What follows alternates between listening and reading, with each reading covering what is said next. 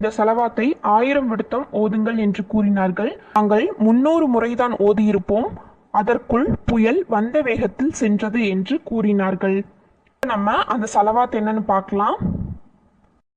சலாத்துல் முன்ஜியா, இதற்கு சலாத்துல் துன்ஜினா என்று மற்றொரு பெயரும் உண்டு. இந்த சலவாத்தை ஓதுவதால் நமக்கு கிடைக்கக்கூடிய நன்மைகளை இப்போது பார்க்கலாம். எண்ணங்கள் நிறைவேற இதனை 1000 தடவை ஓத வேண்டும். இரண்டாவது, துன்பம் நீங்க இதனை துன்பத்தில் சிக்கிக் கொண்டிருப்பவர் 1000 தடவை ஓதினால் துன்பம் நீங்கும். மூன்றாவது, இரணம் அதிகரிக்க இதனை ஒருவன் வழக்கமாக 1000 தடவை ஓதுவதன் மூலம் இரணமும் அதிகரிக்கும். நான்காவது, நாடிய நாட்டங்கள் நிறைவேற ஒருவன் தஹஜ்ஜுடைய நேரத்தில் 1000 முறை ஓதி அல்லாஹ்விடம் மன்றாடி கேட்டால் அனைத்தும் கபிலாகும். இது அர்சின்